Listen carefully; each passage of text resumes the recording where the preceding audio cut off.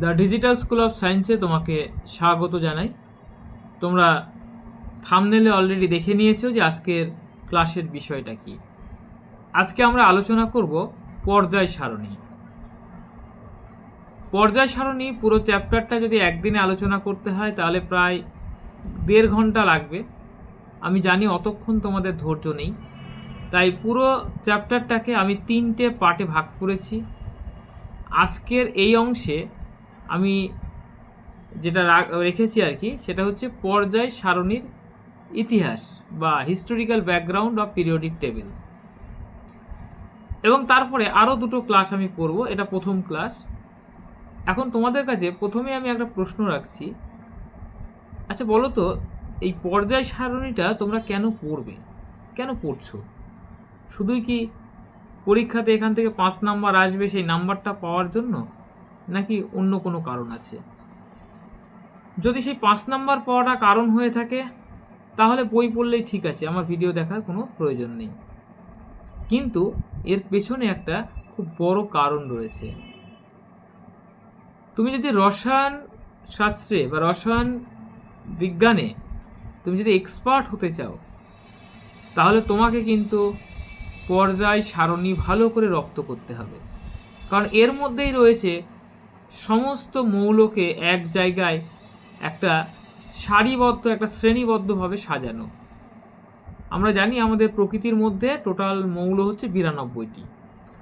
এখন এই 92টা মৌল কিন্তু আমরা বর্তমানে যেটা দেখছি, আজ থেকে যদি তুমি 200 বছর পেছনে চলে যাও তখন কিন্তু এতগুলো মৌল আবিষ্কার হয়নি। এখন যদি একটা প্রশ্ন করা হয় তোমাকে, আচ্ছা এখন তো প্রাকৃতিক মৌলের সংখ্যা 92টি, তো বলো দেখি আজ থেকে 300 বছর আগে প্রাকৃতিক মৌলের সংখ্যা কতগুলো ছিল? আচ্ছা একটু ভেবে বলো। আমি ততক্ষণ পড়াটাকে এগিয়ে যাচ্ছি, তোমরা ভাবো এবং কমেন্ট বক্সে এটা লিখে দেবে। যে জায়গাটায় ছিলাম, যে পর্যায় সারণীটা কেন পড়ব, তো দেখো এই যে 92টা প্রাকৃতিক মৌল আমরা এই পর্যন্ত খুঁজে পেয়েছি এবং সব মিলিয়ে আমাদের 118টা মৌল আমাদের প্রকৃতির মধ্যে আছে, প্রাকৃতিক এবং কৃত্রিম টোটাল মিলিয়ে। এবার পৃথিবীতে তুমি যত যৌগই দেখো প্রত্যেকেই কিন্তু এই কটা মৌলের কম্বিনেশনেই তৈরি। পৃথিবীতে তুমি যে কোনো বস্তু, যে কোনো জীব, যে কোনো প্রাণী, যে কোনো উদ্ভিদ দেখো, তার যে কম্পোজিশন সেটা কিন্তু এই মৌলগুলোর বাইরে কিছুই নয়। আমরা প্রতিদিন আমাদের শরীরের জন্য যে বিভিন্ন মিনারেল, আমরা মিনারেল ওয়াটার বলি, মিনারেল আমরা ইনটেক করি, সেখানেও কিন্তু এই যে মৌলগুলো রয়েছে এর মধ্যে বিশেষ বিশেষ কিছু মৌল আমাদের গুরুত্বপূর্ণ, সেগুলো আমরা গ্রহণ করি। তো এখন এই এতগুলো মৌলর এক একজনের ধর্ম এক এক রকম, ওর সাথে বিক্রিয়া করে তো আরেকজনের সঙ্গে করে না। এইগুলো নিয়ে বিজ্ঞানীরা দেখলেন যে আমরা যদি এটাকে একটা সুন্দরভাবে সাজাতে পারি, একটা এদের মধ্যে বিভিন্ন মৌলের মধ্যে যদি একটা ধর্মের যদি সাদৃশ্য খুঁজে বের করতে পারি তাহলে এদেরকে নিয়ে কাজকর্ম করা অনেক সুবিধা হবে। এই জন্যই শুরু হলো এই মৌলগুলোকে সাজানোর প্রক্রিয়া। সালটা 1817 খ্রিস্টাব্দ। 1817 খ্রিস্টাব্দ। বিজ্ঞানী ডোবেরাইন, বিজ্ঞানীর নাম কি? ডোবেরাইন।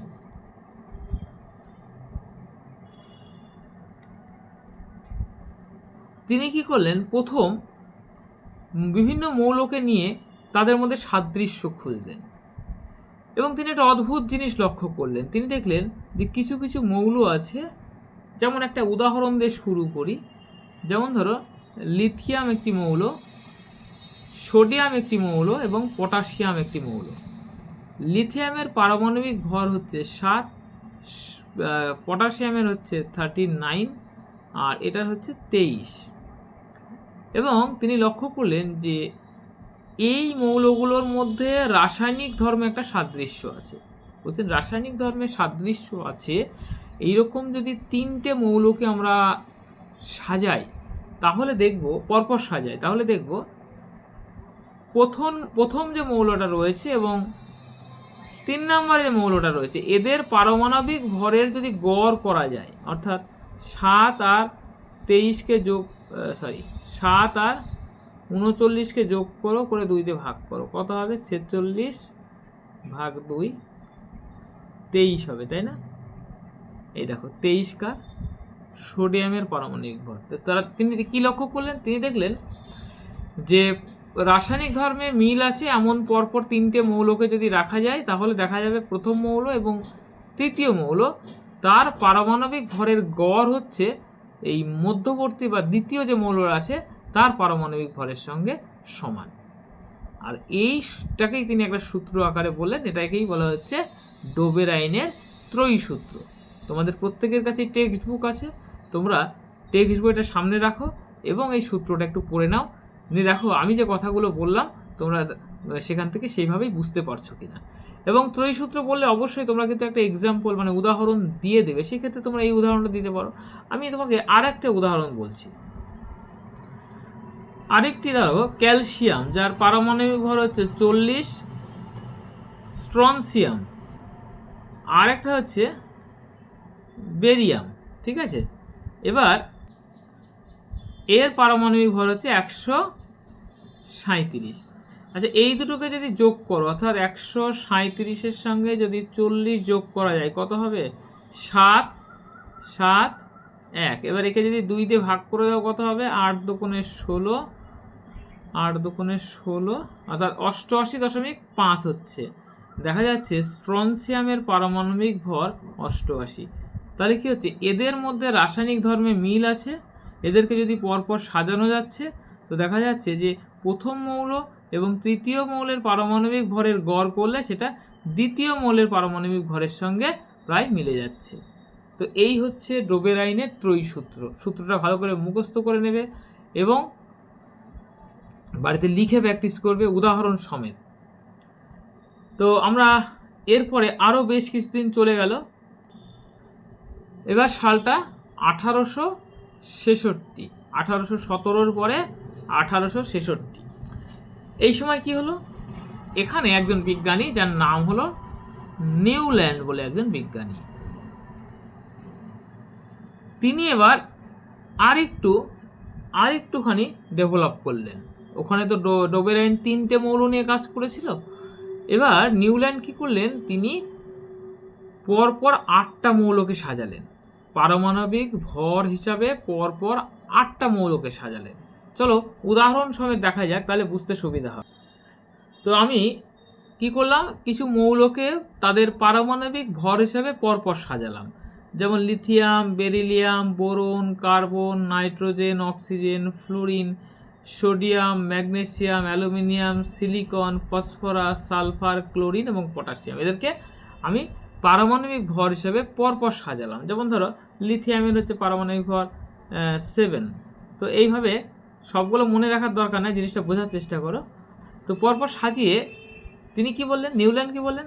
তিনি বললেন যে যদি মৌলগুলোকে তাদের ধর্মের মানে রাসায়নিক এবং ভৌত ধর্মের সাদৃশ্য হিসেবে যদি পারমাণবিক গুরুত্বের সঙ্গে পরপর সাজানো যায়, তাহলে দেখা যাবে প্রতি 8ম মৌলে সেই ধর্মের মানে রাসায়নিক ধর্মের বা ভৌত ধর্মের পুনরাবৃত্তি ঘটবে। তাহলে গুণে দেখো, এই দেখো 1, 2, 3, 4, 5, 6, 7, 8, অর্থাৎ সোডিয়াম আর লিথিয়ামের মধ্যে মিল রয়েছে। তুমি যদি মনে করো বেরিলিয়াম থেকে শুরু করো, তাহলে ঠিক দেখো 8 নম্বর মৌল কি আছে? বেরিলিয়াম 1, 2, 3, 4, 5, 6, 7, 8। দেখো ম্যাগনেসিয়ামের মিল হচ্ছে না? তুমি মনে করো নাইট্রোজেন থেকে শুরু করো, তাহলে 1, 2, 3, 4, 5, 6, 7, 8, অর্থাৎ নাইট্রোজেনের সাথে ফসফরাসের মিল আছে। এটাই হচ্ছে নিউল্যান্ডের অষ্টক সূত্র। এই সূত্রটার নাম কি? অষ্টক সূত্র। তাহলে পরীক্ষায় প্রশ্ন আসতে পারে যে নিউল্যান্ডের অষ্টক সূত্রটি লেখো। তাহলে তোমরা সূত্রটা বইয়ের মধ্যে সুন্দর করে লেখা আছে, কিন্তু বিষয়টা বোঝানোটা হচ্ছে আমার দায়িত্ব। আশা করি বুঝতে পেরেছো। এবার বইটা পড়ে নেবে। বিভিন্ন বইতে সংজ্ঞা বিভিন্নভাবে থাকলেও মেন জিনিসটা হচ্ছে একই, যে মৌলগুলোকে পারমাণবিক ভরের ক্রমবৃদ্ধি অনুসারে সাজালে প্রতি অষ্টম মৌলে প্রথম মৌলটির ধর্মের পুনরাবৃত্তি হয়। যেমন এখান থেকে যদি শুরু করো তাহলে অষ্টম মৌল এইটা, তুমি যদি এখান থেকে শুরু করো অষ্টম মৌল হবে এইটা। আচ্ছা, এখানে একটা কথা বলে রাখি, এই সাজাতে গিয়ে ফ্লুরিনের পরে তুমি যখন এই মেন্ডেলিভের পর্যায় সারণী পড়বে তখন কিন্তু নিয়ন চলে আসবে, এরপরে যেমন আর্গন চলে আসবে। তো এখানে আমি লিখিনি কেন এগুলো, তার কারণ হচ্ছে এইটা কিন্তু যখন এই যে 1966 সালের কথা বলছি তখনও কিন্তু এই মৌলগুলো আবিষ্কার হয়নি, তখনও এই যে মানে নিষ্ক্রিয় গ্যাসগুলো তারা আবিষ্কার হয়নি। এই জন্য কিন্তু ওই জায়গাটাই আমি অ্যাভয়েড করে গিয়েছি। মানে অ্যাভয়েড করা বলতে কি, যেহেতু ছিল না, নিউল্যান্ডের সময় ছিল না, তাই নিউল্যান্ডই এগুলোকে লিখেননি এবং এইভাবে তিনি সূত্রটাকে সাজালেন। তাহলে আমরা নিউল্যান্ডের অষ্টক সূত্রে এসে পৌঁছালাম। এরপরে বিজ্ঞানী আরও দু একজন বিজ্ঞানী মাঝখানে আছে, আমি আর সেই জায়গায় যাচ্ছি না। যেমন লুথার মেয়ার আছে, তিনি ওই মৌলগুলোকে সাজিয়ে একটা সূত্র তৈরি করেছিলেন। এবার আমরা চলে আসছি মেন্ডেলিভের পর্যায় সূত্র। ওকে, সালটা 1869, মানে তা আরও 3 বছর পরে। এবারে মেন্ডেলিভ কী করলেন, মেন্ডেলিভ তিনি ওই নিউল্যান্ডের অষ্টক সূত্রকে আরেকটু ডেভেলপ করলেন, করে একটা টেবিল তিনি তৈরি করলেন। চলো এবার আমরা সেই টেবিলটাকে একটু দেখে নিই। মেন্ডেলিভ কী করলেন, একটা টেবিল তৈরি করলেন। এই হচ্ছে মেন্ডেলিভের পর্যায় সারণী। তবে এটা কিন্তু মেন্ডেলিভের পর্যায় সারণী পুরোপুরি নয়, তার কারণ হচ্ছে মেন্ডেলিভ যখন পর্যায় সারণী তৈরি করেছিলেন তখন কিন্তু এই শ্রেণীটা, অর্থাৎ এই জায়গাটা, এই শূন্য শ্রেণীটা কিন্তু ছিল না, এটা কিন্তু ছিল না। হ্যাঁ, এটা বাদ দিয়ে বাকি, এই জন্য এখানে দেখো লেখা আছে পরিমার্জিত সংস্করণ, মানে মেন্ডেলিভ যেটা করেছিল তার সেটাকে সংস্করণ করে এটা হয়েছে। আচ্ছা, মেন্ডেলিভের সূত্রটা কী ছিল তাহলে? সূত্রটা ছিল, মেন্ডেলিভ বললেন যে বিভিন্ন মৌলের ভৌত রাসায়নিক ধর্ম তাদের পারমাণবিক ভর বা পারমাণবিক গুরুত্ব বৃদ্ধির সাথে সাথে পর্যায়ক্রমে পুনরাবৃত্তি হয়। কি বললাম বুঝতে পারলে? বিভিন্ন মৌলের ভৌত রাসায়নিক ধর্ম পারমাণবিক গুরুত্ব বা পারমাণবিক ভর বৃদ্ধির সাথে পর্যায়ক্রমে পুনরাবৃত্তি হয়। তো তিনি এই যে টেবিলটা দেখতে পাচ্ছ, এই টেবিলে তিনি কি করেছিলেন দেখো, তিনি কিছু উলম্বভাবে কিছু লাইন টেনেছিলেন। মেন্ডেলিভ উলম্বভাবে কিছু লাইন টেনেছিলেন, যে লাইনগুলোকে তিনি দেখো নাম দিয়েছিলেন এরকমভাবে রোমান হরফে 1, 2, এইভাবে মোট 8টা শ্রেণী ছিল। এই উলম্বভাবে যে লাইনগুলো ছিল সেই লাইনগুলোকে বলা হয় শ্রেণী বা গ্রুপ বলা হয়। ইংরেজিতে বলা হয় গ্রুপ, বাংলাতে বলা হয় শ্রেণী। তাহলে মেন্ডেলিভের পর্যায় সারণীতে কটা শ্রেণী ছিল? 8টা শ্রেণী ছিল। অনেক বইতে 9টা আছে, কিন্তু 9টা মেন্ডেলিভের ছিল না। মেন্ডেলিভের যখন এই যে পরিমার্জিত যে টেবিলটা, যেটা এইখানে দেখো 9টা আছে, 8-এর পরে দেখো শূন্যটাকে ধরলে 9টা হয়। তাহলে তোমরা কি লিখবে যদি পরীক্ষায় প্রশ্ন আসে মেন্ডেলিভের পর্যায় সারণীতে কটা শ্রেণী ছিল? তোমরা অবশ্যই 8টি লিখবে। যদি লেখা থাকে যে পরিমার্জিত মেন্ডেলিভের পর্যায় সারণীতে কটা শ্রেণী, তখন তোমরা লিখবে শূন্যটাকে ধরে 9 লিখবে। এবারে উলম্বভাবে তো এতগুলো শ্রেণী তুমি দেখলে, এবার অনুভূমিকভাবে দেখো 1, 2 করে মোট 7টা লাইন রয়েছে। এইগুলোকে তিনি বললেন পর্যায় বা পিরিয়ড, পর্যায় বা পিরিয়ড। তাহলে মোট কটা পর্যায় আছে গুণে দেখো 7টি। পরীক্ষায় কিন্তু এইগুলোই প্রশ্ন আসে, আর তোমরা যেহেতু পড়াশোনা করো না তাহলে এগুলোও ভুল করে বসো। তাহলে বোঝা গেল তো, মেন্ডেলিভের পর্যায় সারণীতে পর্যায় সংখ্যা হচ্ছে 7টি আর শ্রেণী সংখ্যা হচ্ছে 8টি এবং পরিমার্জিত হলে 9টি। এখন তিনি সূত্রটা কি বললেন? তিনি বললেন কি যে বিভিন্ন মৌলের ভৌত রাসায়নিক ধর্ম পারমাণবিক গুরুত্ব বৃদ্ধির সাথে সাথে পর্যায়ক্রমে পুনরাবৃত্তি হয়। এখন এই ছবিতে তোমরা হয়তো পারমাণবিক গুরুত্বগুলো পরিষ্কার বুঝতে পারছো না, তোমরা সামনে বইটা খুলে নাও, তাহলে দেখতে পারবে। লিথিয়ামের যদি আমরা দেখি, আমি লিথিয়াম থেকেই বোঝাচ্ছি। দেখো এখানে 6.94 আছে, তারপরে আছে এটাকে আমরা 7 ধরতে পারি, তারপরে দেখো 9 আছে, তারপরে আছে এটা হচ্ছে কত 18 না 10 দশমিক কত আছে। যাই হোক, এটা বইতে তোমরা দেখে নেবে, এটা ঠিক ক্লিয়ার নয়।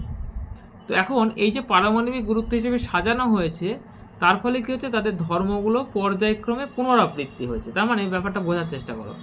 এই যে লিথিয়াম থেকে যদি তুমি স্টার্ট করো, তাহলে লিথিয়াম থেকে ঘুরে চলে যাও এই পর্যন্ত, ঘুরে গিয়ে এটা তখন ছিল না, এটা বাদ দাও, ঘুরে ঠিক পরের পর্যায়ে চলে আসো। অর্থাৎ লিথিয়ামের পরেই কী আছে দেখো, সোডিয়াম। তাহলে কি হলো, লিথিয়ামের পরেই সোডিয়াম, তাহলে পর্যায়ক্রমে পুনরাবৃত্তি, মানে একটা পর্যায়ে যখন তুমি পার করে অন্য পর্যায়ে আসছো, তখন ঠিক তার নিচের মৌলটার মধ্যে রাসায়নিক ধর্মে, ভৌত ধর্মে মিল রয়েছে। তাহলে তুমি যদি মনে করো এখান থেকে শুরু করো, তাহলে এর থেকে একটা পর্যায়ে ঘুরে ঠিক যখন তার আবার নিচে চলে আসবে, তখন এর সঙ্গে কিন্তু এর মধ্যে অর্থাৎ বেরিলিয়ামের সঙ্গে অ্যালুমিনিয়ামের কিন্তু রাসায়নিক ধর্মে তুমি মিল পাবে। এটাই হচ্ছে মেন্ডেলিভের পর্যায় সারণী। এই মেন্ডেলিভের পর্যায় সারণীতে আমরা তো পড়লাম, এরপরে আমরা আধুনিক পর্যায় সারণী পড়ব। তো এখানে কয়েকটা জিনিস বা কয়েকটা প্রশ্ন আসে, একটু দেখো। সেটা হচ্ছে কি, ওটা তো বললাম পর্যায় সংখ্যা, সারশ্রেণীর সংখ্যা বললাম। এখানে তোমার এই যে হাইড্রোজেনকে তুমি যদি দেখো, এই হাইড্রোজেন একটা বিতর্কিত মৌল মেন্ডেলিভের কাছে। কারণ হচ্ছে হাইড্রোজেনকে দেখো কোথায় রাখা হয়েছে, 1 নম্বর শ্রেণীতে রাখা হয়েছে। তো হাইড্রোজেন হচ্ছে 1 নম্বর শ্রেণীতে যারা আছে প্রত্যেকেই কিন্তু কঠিন এবং ধাতব ধর্মী, হাইড্রোজেন কিন্তু গ্যাসীয়। তাহলে এই 1-এর সঙ্গে 7 নম্বরের যদি বি উপশ্রেণীটাকে দেখো, আচ্ছা এখানে একটা কথা বলা হয়নি, মেন্ডেলিভ কিন্তু প্রত্যেকটা শ্রেণীকে আবার দুটো করে উপশ্রেণীতে ভাগ করেছিলেন। দেখো এ বি করে 7 পর্যন্ত। 8-এ আবার তিনি 3টে মৌলকে একই জায়গায় রেখেছিলেন। যদিও এই সমস্ত ব্যাখ্যাগুলো তিনি দিতে পারেননি, এগুলো তার ত্রুটি।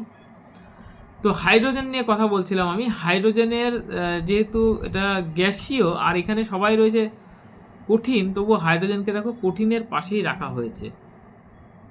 আবার তুমি যদি দেখো হাইড্রোজেন একটা দ্বিপরমাণু গ্যাস, এবার দেখো এই 7-এর বিতে এরাও ক্লোরিন, ব্রোমিন, ফ্লুরিন এরাও কিন্তু দ্বিপরমাণু গ্যাস। তাহলে এদের সাথেও কিন্তু একটা মিল রয়েছে। আবার হাইড্রোজেন যেমন H+ আয়ন উৎপন্ন করে, যেমন সোডিয়াম H+ আয়ন উৎপন্ন করে, আর এরা আবার অ্যানায়ন, অর্থাৎ ক্লোরিন যেমন অ্যানায়ন উৎপন্ন করে, তাহলে হাইড্রোজেন ক্যাটায়ন উৎপন্ন করে, তাই ওকে এখানে রাখা হয়েছে। এই যে হাইড্রোজেনকে নিয়ে তিনি যে সমস্যায় পড়লেন কোথায় রাখবে, বা হাইড্রোজেন তাকে বেশ একটু ট্রাবল বা সমস্যা দিচ্ছিল, তাই মেন্ডেলিভ হাইড্রোজেনের একটা বিশেষ নাম দিলেন। আমরা ক্লাসে যখন কেউ দুষ্টুমি করে তখন আমরা তাকে কি বলি, দুষ্টু ছেলে বলি। হাইড্রোজেন কিন্তু মেন্ডেলিভ হাইড্রোজেনকে নাম দিলেন দুষ্টু মৌল, এটা মনে রাখবে। হাইড্রোজেনকে তিনি নাম দিলেন দুষ্টু মৌল। পরীক্ষায় কিন্তু প্রশ্ন আসতে পারে কোন মৌলকে দুষ্টু মৌল বলা হয়। হাইড্রোজেনকে কেন বলা হয় বুঝতে পারলে, 2 নম্বরে যদি কোশ্চেন হয় যে কেন বলা হয় সরি, তাহলে কিন্তু তোমাকে 1 নম্বর যে শ্রেণী রয়েছে এবং 7 নম্বর শ্রেণী রয়েছে, দুজনের সাথেই কিন্তু তোমাকে ধর্মের কিছু মিল অমিল দেখিয়ে উত্তরটা লিখতে হবে। তাহলে আশা করি এই পর্যন্ত তোমাদের কাছে ক্লিয়ার হয়েছে। আমি পরের ভিডিওতে আলোচনা করব, এটাতে অনেকটাই এগিয়ে দিয়েছি। পরের ভিডিওতে আমি আধুনিক পর্যায় সারণীটা নিয়ে আলোচনা করব, এবং 3 নম্বর ভিডিওতে এই যে পর্যায়গত যে ধর্ম, এই ধর্মগুলো কিভাবে পরিবর্তন হয় পর্যায় বরাবর বা শ্রেণী বরাবর, আমরা সেটা আলোচনা করব। ওকে, তো আজকের ক্লাস এখানেই রাখছি। যদি ভিডিওটা ভালো লাগে তাহলেও একটা লাইক করো, ভালো না লাগলেও একটা লাইক করো, কারণ একটা ভিডিও করতে অনেকটা সময় আমাকে পরিশ্রম করতে হয়, আর সেটা তখনই মনে হয় না যদি তোমরা একটা লাইক করো, তখন আমার সমস্ত পরিশ্রম কিন্তু মানে জলের মতো হয়ে যায়। পরিশ্রমটার পরিশ্রম মনে হয় না, আনন্দে রূপান্তরিত হয়। তো যাই হোক, একটা লাইক তোমাদের কাছে আশা করবে, একটা লাইক করবে ভিডিওতে, আর তোমাদের কোনো প্রশ্ন থাকলে কমেন্ট করবে। যদি চ্যানেলে নতুন থাকো সাবস্ক্রাইব করে রেখো। Thank you.